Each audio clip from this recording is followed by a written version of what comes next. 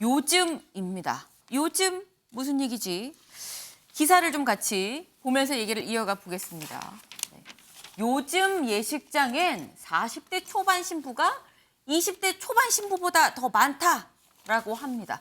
이게 그냥 내가 가봤더니 그랬어가 아니고요. 숫자로 나와 있습니다. 지금 이게 통계청의 이 통계에 따르면 20대 초반 혼인 건수는 쭉 떨어집니다. 쭉쭉쭉쭉 떨어져서 밑으로 가는데 40대 초반 혼인 건수는 올라가서 20대 초반을 앞지릅니다. 네.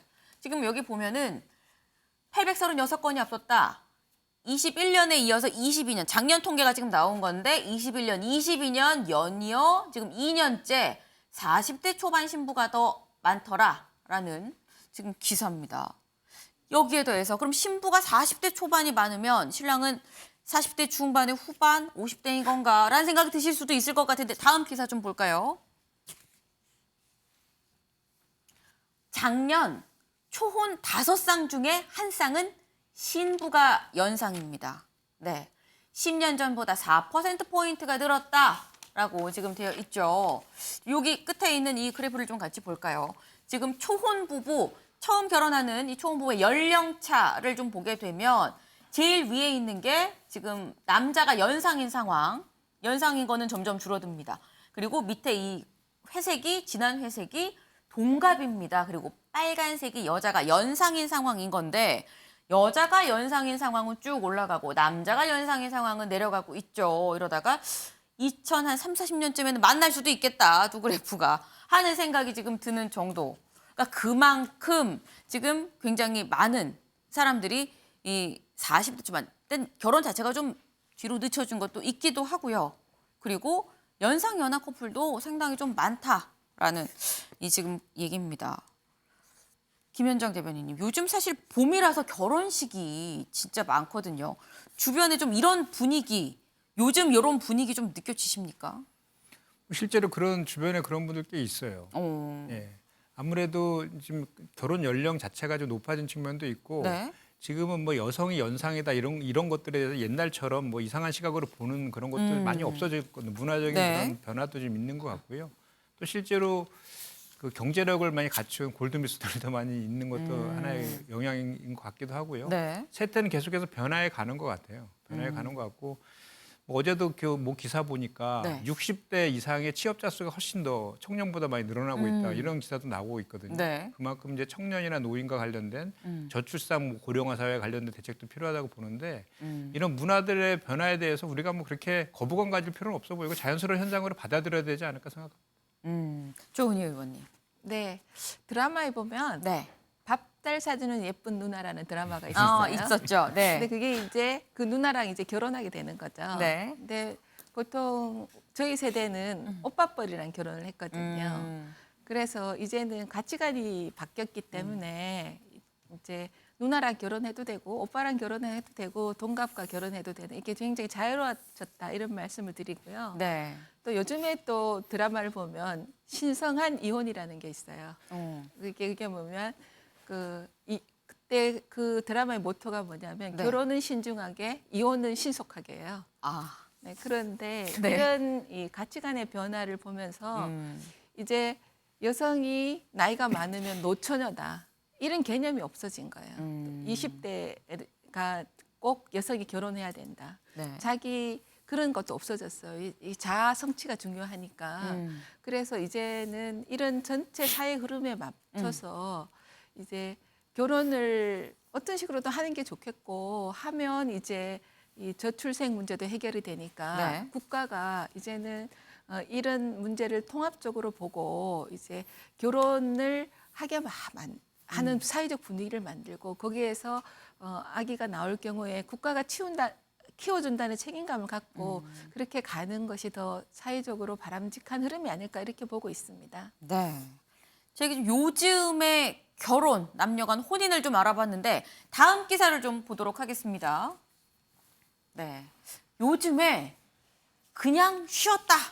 그냥 쉬었다. 라는 청년층이 50만 명에 달한다고 합니다. 역대 최대다라는 얘기인 건데요. 여기 같이 볼까요? 지금 청년층의 쉬었음 인구, 그냥 쉬었습니다. 라고 얘기하는 인구가 2019년에 38만여 명에서 43만 명 올라갔다가 45만 명 매년 늘어나서 이 올해 전년 대비 4만 5천 명이 또 늘었다고 합니다. 근데 그냥 쉬었다라는 게 뭐냐 대체. 이 사람 경제 활동을 위한 어떠한 준비도 하지 않고 말 그대로 그냥 쉬기만 한 인원이다. 그냥 쉬기만 한 인원이 지금 50만 명에 달한다라는 겁니다. 여기 그래프 좀 같이 볼까요? 청년층 쉬었음 인구 자꾸 늘어나고 있습니다. 지금 쭉쭉쭉쭉 올라가서 역대 최고를 지금 찍었다라고 하는데 쉬었음의 주된 이유가 첫 번째는 몸이 좋지 않아서긴 합니다. 몸이 좋지 않아서인데 여기서 말하는 거는 지금 전체 연령의 이유를 조사했기 때문에 몸이 좋지 않아서 쉰 거는 60대 이상 고령층이 좀 상당히 있을 수 있기 때문에 그 다음 원하는 일자리를 찾기 어렵고 뭐 퇴사 후에 계속 쉬고 일자리가 없고 다음 일 준비를 위해서 그래서 계속 그냥 쉬고 있다라는 청년층이 상당히 좀 많지 않겠느냐라는 얘기가 있습니다. 다음 기사 좀 이어서 보도록 하겠습니다. 네, 수면제를 먹어야 자요. 불면증에 시달리는 20대가 4년 사이에 34%가 급증했다라는 기사입니다. 글쎄요, 이렇게 좀 취업 준비 때문에 그런 건지 여기 볼까요? 전 세대에 걸쳐서 일단 불면증 환자가 늘어나긴 늘어나는데 특히 20대 불면증 환자 수가 가파르게 늘어나고 있다. 이 숫자가 지금 18,000명에서 24,000여 명에서 굉장히 좀 빠르게 증가하는 추세다. 추세가 더 무섭죠. 자꾸 이렇게 증가를 하고 있다라는 거. 네, 20대의 불면증. 어떻게 보면 어떤 부분에는 사회가 좀 이 20대 불면증을 좀 종용한 부분도 없잖아 있지 않을까. 우리가 어른들이 먼저 좀 해소를 할 수 있는 부분도 있지 않을까라는 좀 생각이 들기도 합니다. 저희가 오늘은 어떻게 생각하십니까? 다 이런 이 물음을 갖고 기사를 하나 또 좀 갖고 와 봤거든요. 같이 보시죠. 대통령실 주 60시간 가이드라인 아니다. 의견 수렴에서 늘어날 수도 있다. 상한을 고집하지 않는다라고 얘기를 했습니다.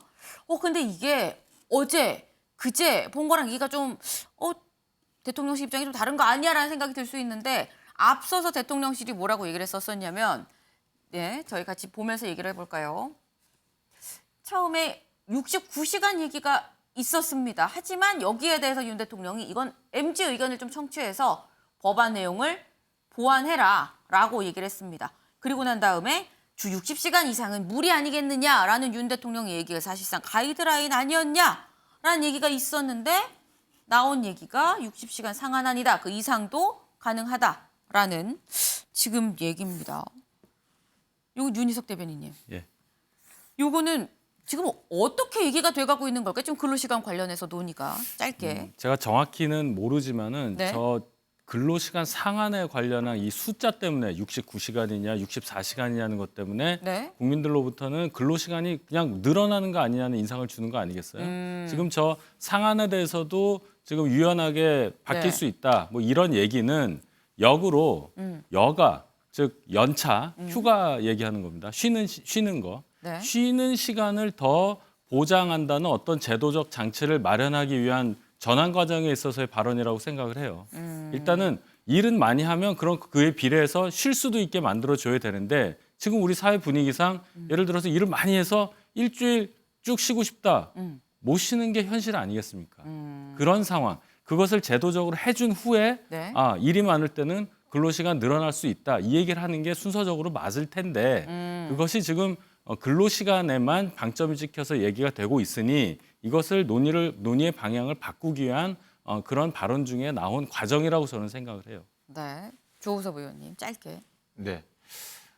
대통령실이나 노동부나 노동 현장을 너무 잘 모른다라는 생각을 지울 수가 없습니다. 뭐 오락가락하는 부분들도 문제가 좀 있는 거고요. 현재 노동시장에서는 노동자들이 휴가라든가 뭐 연차라든가 그런 부분을 제대로 쓸 수가 없습니다. 눈치 보이고 그러기 때문에. 그런데 일을 많이 하고 나중에 쉬어라.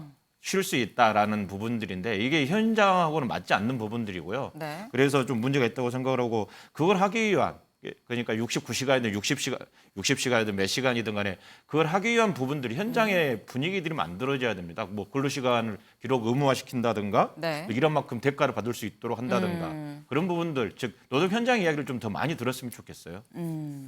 노동 현장 얘기를 좀 더 들었으면 좋겠다. 사실 이게 뭐 정답이 있는 건 아닐 겁니다. 그리고 그렇기 때문에 지금 논의를 통해서 뭔가 지금 안을 만들어 가야 되는 그런 과정 중에 있는데 그래서 저희가 한번 어떻게 생각하십니까로 좀 이 기사를 골라봤습니다. 저희가 준비한 소식은 여기까지입니다. 오늘도 좋은 하루 되세요.